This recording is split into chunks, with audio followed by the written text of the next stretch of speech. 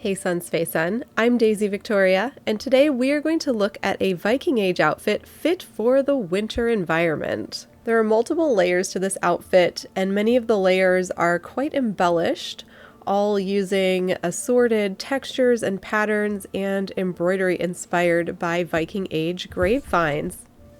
Now, when we talk about Viking Age culture, we're typically referring to the age in which the Vikings were making their lasting impressions on the world. And in this case, we are looking at the origin of the Vikings and all the Norse people themselves, which is the Nordic countries. And if we're getting even more specific, I'm mostly looking at Sweden as well as northern Denmark, which is all also part of Scandinavia. The first layer of this outfit is a basic tunic dress. This is the same tunic dress style that I have in my PDF tutorial and in a video that I've shown you before. This one is made of black linen, and it's based on sort of the generic tunic style that you see throughout this time period. There are in fact grapevines of similar tunic dresses made with a couple of different patterns, actually quite a variety of patterns if you really dig into it, but really all kind of stemming from the same generic type. Next, we move on to the apron dress. Though we only have fragments of these dresses that have survived over the centuries, the apron dress has become sort of an icon of Viking Age clothing. For this particular apron dress, I used a scrap of wool that I had available, and that's really what determined the length and everything of the dress. In fact, that's also the reason why it is laced up in the back instead of just being completely solid. As with all garments that we only have fragments remaining, there's a lot that we don't know for sure about the apron dresses. So do know that that lace up is a speculation and a way that I chose to make this very small piece of fabric work for this dress. The brooches on the apron dress fasten through loops that I've sewn onto the dress and also straps that come up over the shoulders. And you can see that more closely in another apron dress I made as well, not only this one. The next piece is pretty speculative. In fact, I kind of think this is an SCA-ism or a reenactorism. This apron that hangs in the front is speculatively based on some Valkyrie figurines and some earlier on estimations of what people thought that apron dresses might potentially look like. So it's kind of a thing in my reenactor society to make these and make them really embellished. So, I mean, why not? Because more embellishment is always better. Another option that you can wear with this look is simply a shawl. So in a lot of the Valkyrie figures, you see something draped over their shoulders, some sort of a shawl or a coat or a cape. And this is really nice to keep you nice and warm and toasty in the cold, cold winter. Now that you can see all of these pieces together, there is quite a bit of embroidery on this outfit. The embroidery was all done on an embroidery machine, and the files were digitized by Art Embroidery. So these are all embroidery patterns that are based on extant grapevines. And when we're looking at grapevines for this particular outfit, a lot of this embroidery comes from a find from Mammon, which is in northern Denmark. And that find is dated to the 10th century. Another find that you see a lot of Viking Age goodies from is in Birka in Sweden. And I also used some of that inspiration in this outfit, just in patterning and piecing it all together as well. I'm also wearing a bag, which I am so proud to say that I made. The handles are based on bag handles found at Birka and Hedeby. To make these, I vectorized the bag handles from the museum in Illustrator, and then I took those vectorized files to the laser cutter at my local maker space, and I laser cut these out of wood, and then I created the bag out of wool to go with it, and of course there is more embroidery on it, because why not? I wanted to also note one of the trims I used on this front apron piece. It's a silver braided thread. The one I used is a mass-produced version, but I chose it because it looks almost exactly like tintrad to me. So people have been experimenting with Viking Age possamment, and you see it sometimes in museums when you go look at the Viking Age. And in fact, this wire weaving with tintrad or basically tin thread, is something that is still done in the Nordic countries today. In fact, it's a traditional Sami practice to do tin thread wire weaving and to create bracelets using reindeer antler buttons. I myself have purchased a few of these when I was in Sweden, and I think it's really cool that this practice still goes on today. And you can see remnants of it in Viking Age culture. Another piece that we have limited evidence for in the Viking Age are these coats.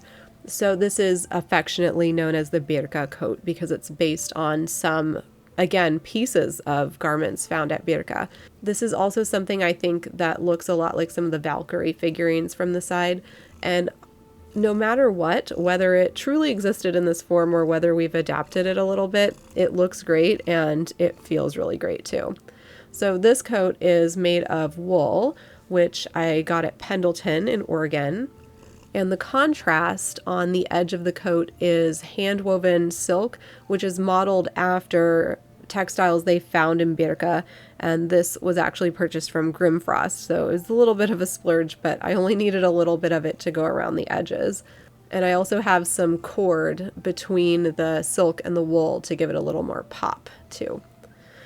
Overall, this is an outfit where I got to play with a lot of textures, and I love that. Also of note is the headwear, of course. So we are speculating a lot on what Viking Age people wore. The veil goes around the head, and it's just tied in the back in sort of a knot. And then I have some trim, tablet woven trim around the head to hold it on as a headband. And then this hat is wool. It's made in several panels. And I have a faux fur edging added to it. Okay, so now the one thing that you've all been noticing this whole video, and I've kind of glossed right over, look at this environment. Look at the landscape where I am. Isn't this crazy amazing?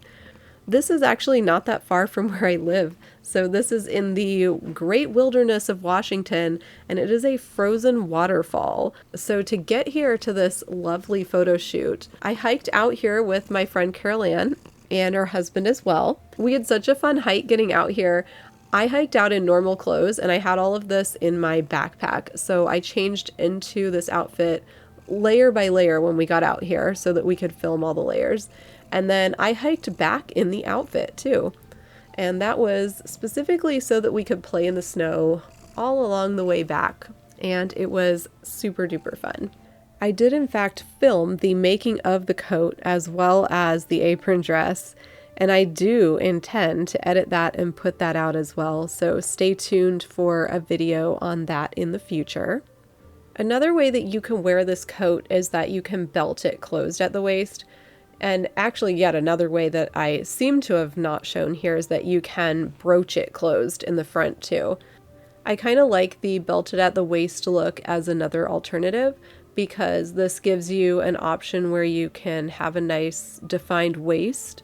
And that is an aesthetic that many of us like to go for, so it's nice we have that option too. All in all, there are many ways that you can put this look together from the skin out. So even just the tunic dress with a belt could, or even without a belt, could be a dress. Add the apron dress, you got a look.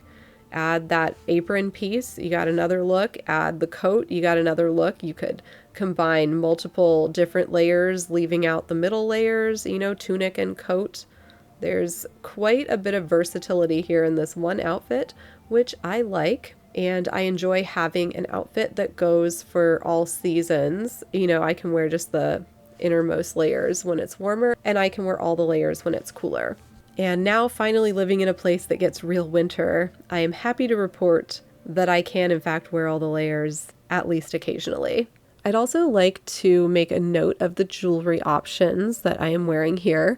Now, there are lots of jewelry options for this type of outfit. I've combined a few that I happen to enjoy. So these brooches are artisan made. This is actually an artist that lives in Ukraine, and they're a little bit big. These are by far the biggest ones that I've ever had. I typically tend to go for really small ones because I'm really small, but you know what? You only live once, right? YOLO, just try them all and have the experiences. These are definitely a lot bigger and a lot heavier than I'm used to, but I think they are a cool look, so I'm happy to try them out as well. I did make the bead chains that are hanging from the brooches out of all beads and metal components. There is a brooch holding the neckline, the keyhole neckline of my tunic together. I have some earrings that are based on the style that you see in a lot of finds from the area. The torque is made by the Crafty Celts, who, fun fact, were commissioned to make some jewelry for the TV show Vikings. This particular torque has leaves because I am an elfin fae creature and I must have leaves.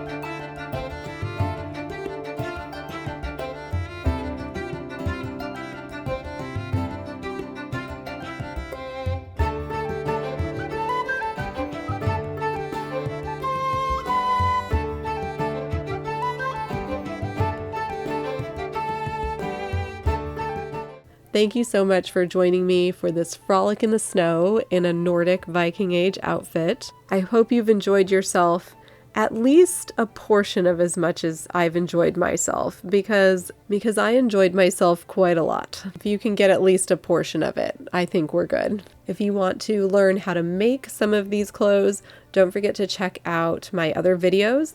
Check out my tutorial for the underdress, and look out in the future. I will be posting more about how I made the coat. I do have a video on how I made another apron dress that's kind of similar to this one, and I will be editing the footage on how I made this one also. If you are inspired and you'd like to connect with me or show off what you've made with your newly found inspiration, you can find me on all the social medias as Daisy Victoria. My website is daisyvictoria.com. A special thank you to my patrons over on Patreon who help enable me to do fun, crazy things like this. I hope you all have an absolutely magical day, and I'll see you again real soon. Bye-bye!